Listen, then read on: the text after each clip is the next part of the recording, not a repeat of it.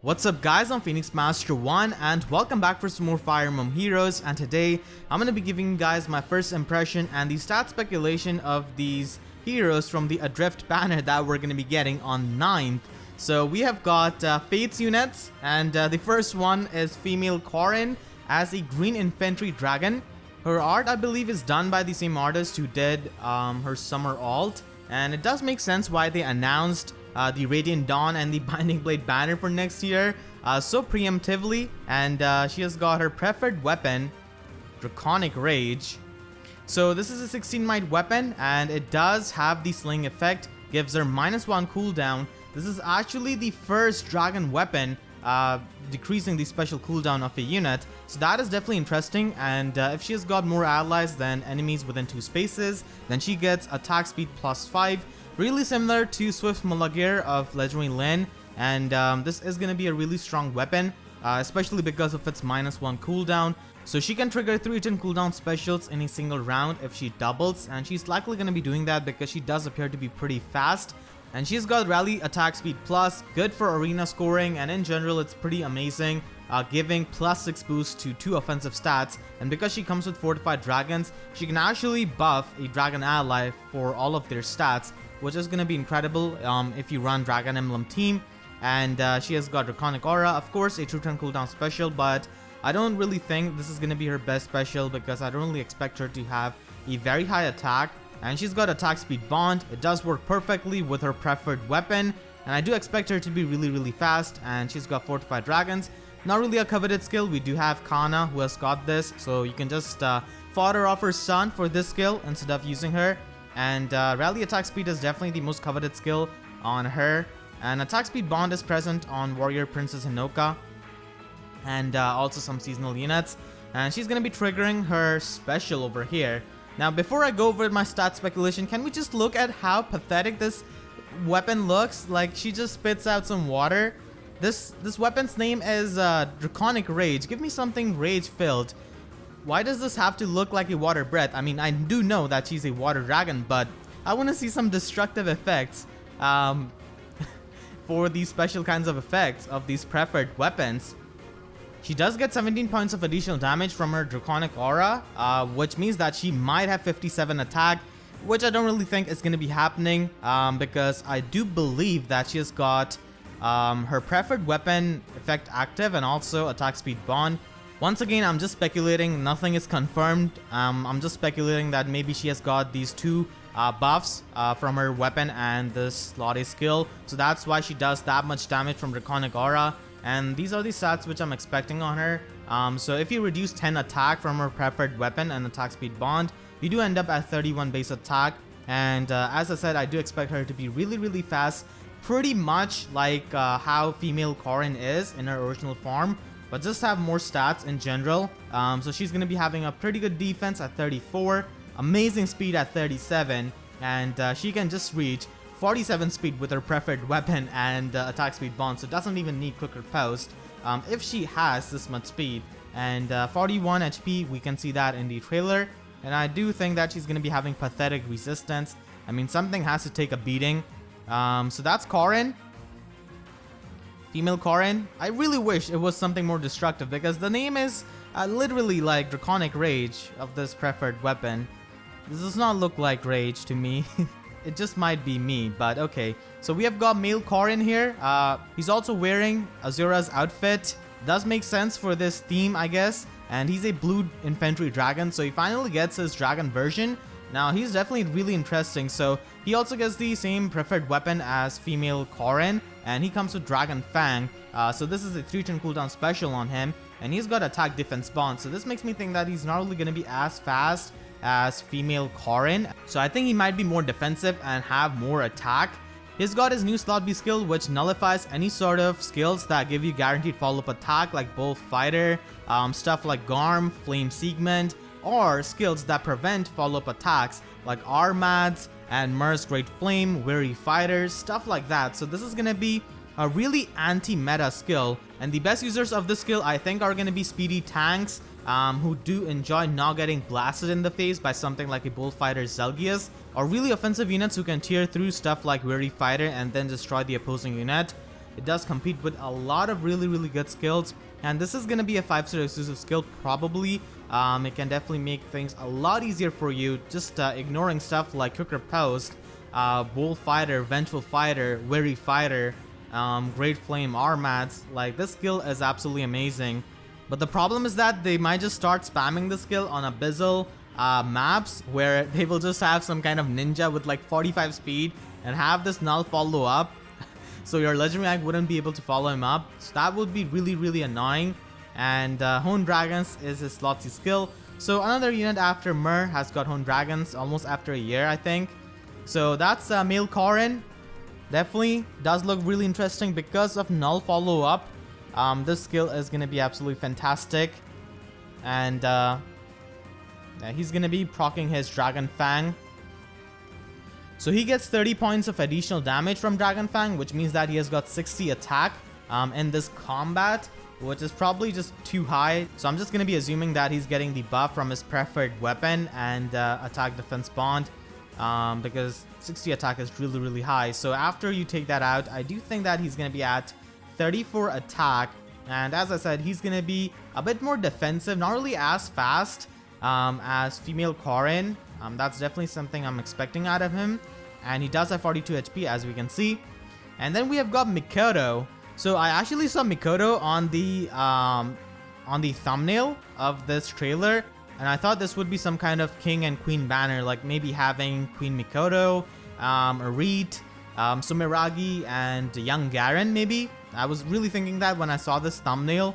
So she is an infantry healer, and she does make sense with this whole Vala theme. So she has got Flash Plus, so it is basically Candlelight Staff, which Bridal Lyn has got. So this is going to be present in the normal summoning pool. It can be pretty good if you've got some kind of colorless infantry dual skill healer. You can have this on them to make arena runs easier, I guess.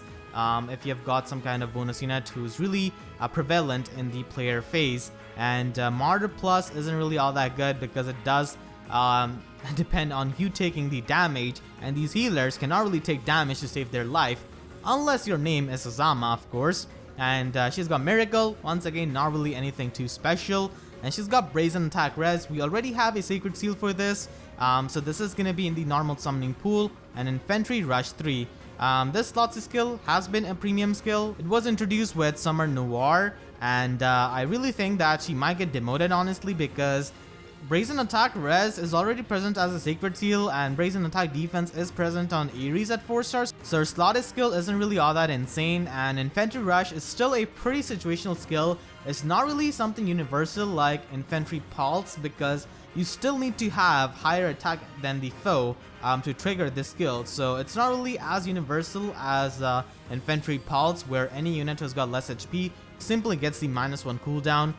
So I'm really hoping that she can get demoted to 4 star. That would be really nice. And these are the stats I'm expecting on Mikoto. So we can see she has got 30 HP, and if you count the HP bar, which I hope I didn't mess that up, so she's got 38 HP, I think, from what I counted. I do want her to have pretty good min-max stats, like having 35 base speed, 32 attack, and 30 resistance. If you have something like Brazen Attack Res on her, then she's going to be really powerful. And I guess Brazen Attack Res does make sense with Martyr Plus. So I do want her to be really nicely min-maxed, and a healer that people can invest into over the time, having nice res and speed.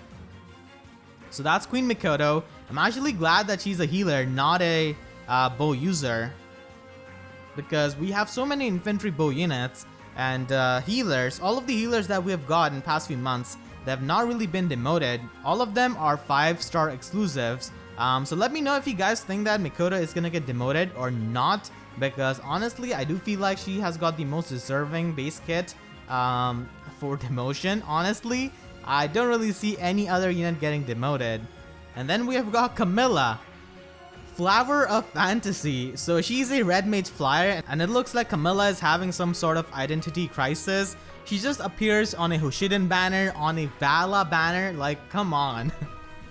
So she is this red mage flyer. So as it is, you don't really have a lot of incentive to pull for her, because Aversa is just given out recently as a red mage flyer. But she's going to be giving Aversa a competition by being in the permanent summoning pool. And her preferred weapon is Book of Dreams. and it is a better preferred weapon than Aversa's in the sense that its condition is not really all that restrictive in nature. So it does give her +3 attack, basically a 17 might tome, and if she's adjacent to an ally, then she debuffs the enemy for -4 to all of their stats during the combat. So this is actually an in-combat debuff, similar to Julius's Lobtier Tome, which gives -6 attack.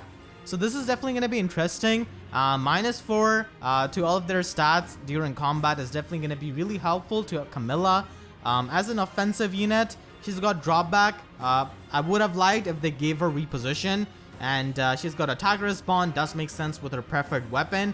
Attack res link, once again, it's pretty nice with attack res bond. And finally, she's got goat flyers, so you can stack that up with attack res link on a flying unit to give them like +10 attack support and +4 speed. So I do expect her to have really high attack and pretty good resistance, because she does have this tome which gives in combat debuffs to the enemy, so that can stack up with some visible debuffs like from ploy skills. So I do want her to have good resistance, so you could stack up those debuffs on an enemy. So overall, just going to be having high attack in my opinion. I don't think she's going to be all that speedy, but she could be, because their summer variant is actually pretty fast. So that could happen. They could definitely just make her a better version of Aversa. That's my fear, honestly. That she's going to be having a better stat line than Aversa, but still, you cannot snatch that utility from Aversa that she has got in Grand Conquest. So, yeah, that's the banner. Camilla just having the identity crisis, being on a Vala banner for some reason. She doesn't even have a close connection to Azura, does she? I don't think she does. Like, this is a Vala themed banner. King Sumeragi, I guess, would have made more sense. Even Scarlet, if you know what I'm talking about, that would have been pretty cool. But she is definitely really out of place on this banner. So that's gonna be the banner. It does have some good skill fodder, I guess, on male Corrin. And attack res bond is gonna be in the normal summoning pool finally, which is really good.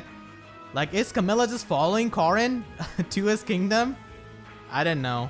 I'm really curious about her voice lines, because I want to like hear the reason why she is on this banner, because she doesn't have a close relation to Azura. Obviously, she's a Norian princess, so definitely pretty curious about that. And Loki does appear in this paralogue. She was looking for Anankos, so it does make sense that she's in this kingdom, and I guess the theme of this banner does make sense after that. And we see Azura here. And this is definitely that Revelation map. Oh god, that map was super annoying, especially on the higher difficulties. God, it was such a pain. This final unit actually could have been Arit, however you pronounce her name.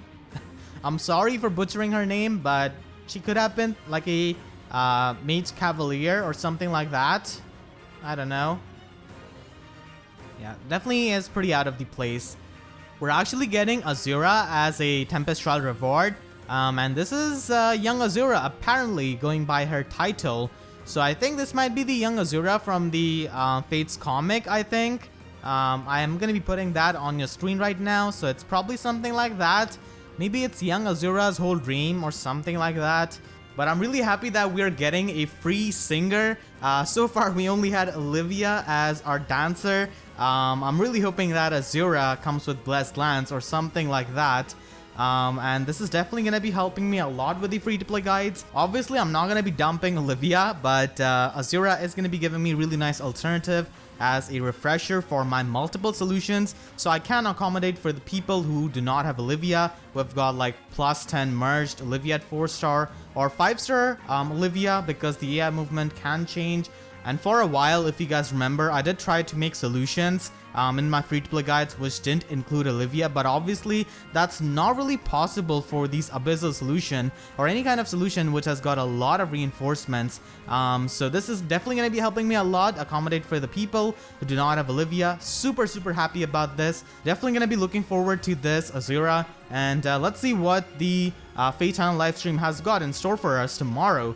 So if you guys enjoyed, then please be sure to leave a like and let me know in the comments if you agree or disagree with my stat speculation, and what are your thoughts in the comment section down below. And if you haven't already, then make sure to subscribe for more Fire Emblem Heroes content. And with that being said, I'll see you guys next time. Thank you so much for watching and have a great day.